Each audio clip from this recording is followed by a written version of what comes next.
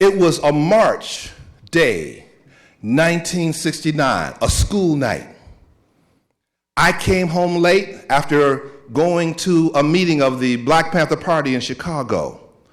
And I came home to find my mother sitting in front of the TV with my brother and sister, and my mother was in tears. The reason my mother was in tears is she had just seen me on TV. Those weren't tears of joy. She had just seen that I had led, or was the co-leader of a walkout at St. Ignatius College Preparatory in Chicago, a very prestigious institution of higher learning. And she knew there would be consequences. But I had done what my mother had taught me to do. My mother had always told me, you had to stand up for what you believed in. She taught me that if you saw something wrong, you had to do something about it. You had to tell somebody. You had to take action. And that's what I had done, what my mother had taught me to do. Now, I was at this school sitting, anybody here from Chicago? Okay, I'm home girl. St. Ignatius is a very prestigious college prep, which is in a black community, but less than 5% of the students in the school were non-white. And so it was the 60s. Black students and other people of color all over were starting demanding to be included in history books, to have their stories told. And we had demands.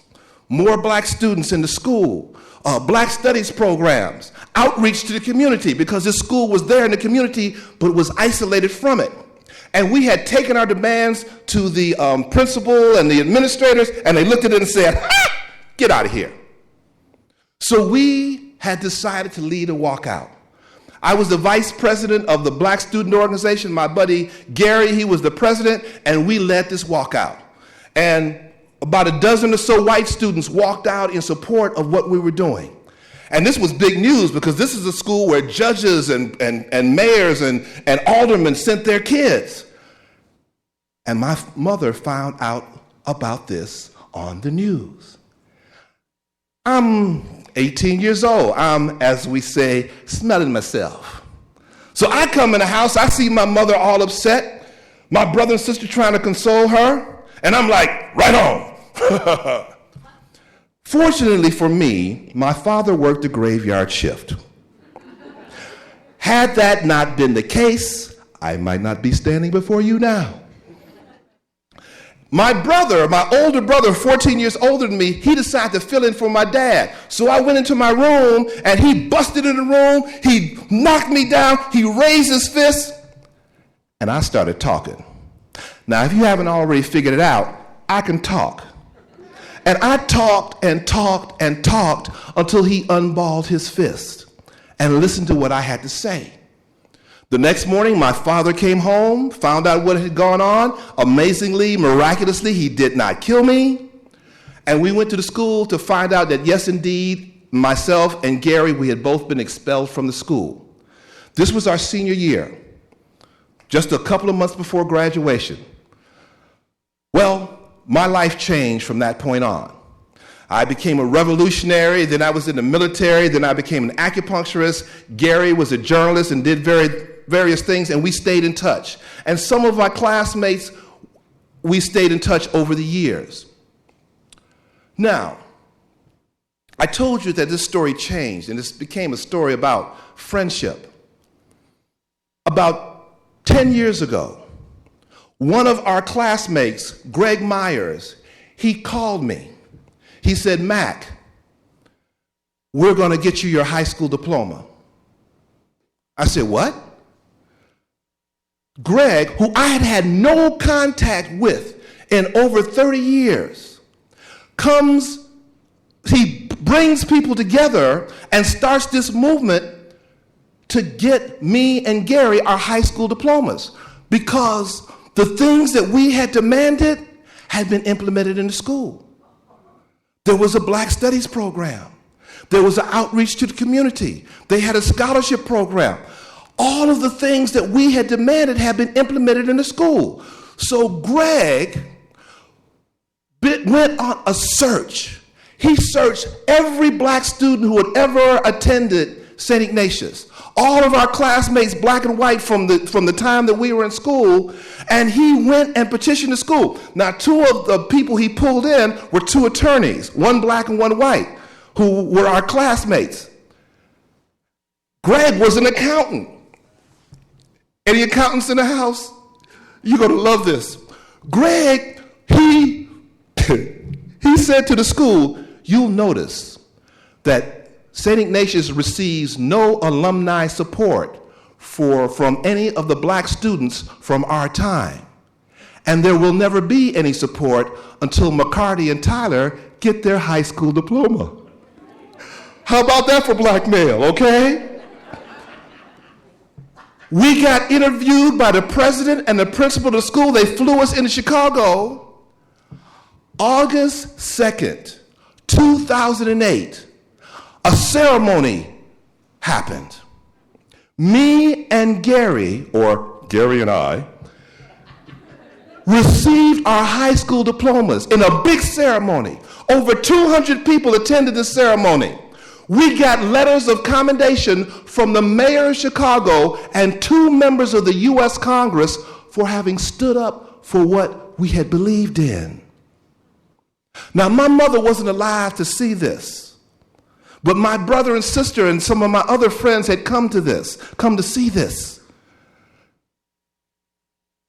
And usually at this point, this is where this story ends. But it's become much more, because I don't know how you define friendship, but some people define friendship. I've heard them say somebody who you talk to all the time, somebody who you see all the time, someone you spend time with. I hadn't seen Greg Myers in over 30 years, but this man was a friend, one of my best friends. And the irony, or I don't know what it is, a year and a half later, he was dead. It's as if he took this mission on because for whatever reason, who knows? But I will never forget this man who was my friend, a true friend. 3 weeks ago, his oldest daughter was married, and we had connected, and she had asked me to come to the wedding and to tell a story about her father. And I told a truncated version of the story that I just told you. Now I'm going to end with one more story. This is an African folktale, a folktale from Liberia. It's called The Cowtail Switch. Long ago in Liberia, there was a great hunter whose name was Ogalusa. Ogalusa had a wonderful and beautiful wife and 6 strong sons, who he was training to be a great hunter like himself. One day, Ogalusa left to go on a hunt.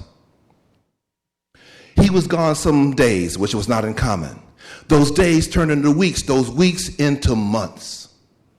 Meanwhile, the 6 sons were taking care of their mother, who was pregnant, and would eventually give birth to a 7th son, Puli. Puli was born and grew and developed quickly. And in no time, Puli could speak. And the first words he spoke were, "Where is my father?" And the 6 brothers, who had gotten so caught up in taking care of their mother, said, "Yes, what's happened to father? We have to go and find out. We have to follow his trail. We must find out what happened to him." Now, they had all been trained as hunters by their father. So they were able to pick up the trail. And when one brother lost the trail, another one would pick it up. And in time, they came to a clearing. And there in the clearing were bones and their father's weapons. Ogalusa had been killed by some creature. But these 6 sons each had a power. The first son said, I can reassemble father's bones and connect them, and he did so. The second son said, yes, well, I can resuscitate father's organs. The next one, I was able to cover the body with flesh, to restore the flow of blood, and this and that, until Ogalusa sat up and looked at his sons and said, where are my weapons? They gathered their father's weapons, and they took him back to the village. When the people in the village saw Ogalusa and came to understand that he had returned from the land of the dead, this was amazing. This was a rare event. But there was a ceremony for just this occasion. Ogalusa was to remain in his hut for 8 days in preparation, and on that 8th day, he would be presented again to the community. While he was in his hut for those 8 days, Ogalusa began making a cowtail switch. It would be the most beautiful cowtail switch that anyone had ever seen in that village. And on that 8th day, when Ogalusa came out and went to the platform where he was to be presented, people saw this cowtail switch and they said, Ogalusa, that is beautiful. Oh, that is amazing. What are you going to do with it? And he said, I will give this to the son most responsible for returning me from the land of the dead.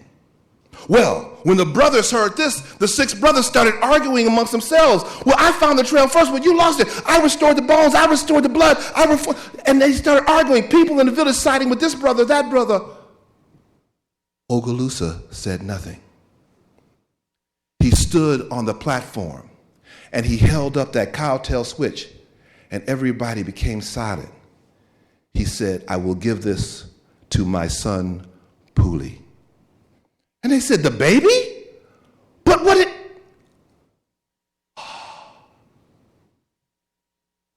He had remembered. And from that day to this, it is said in Liberia, as long as we remember our loved ones who have passed on, as long as we tell their stories, no one is ever truly dead. And my friend Greg, as long as I am alive, I will tell his story. Thank you.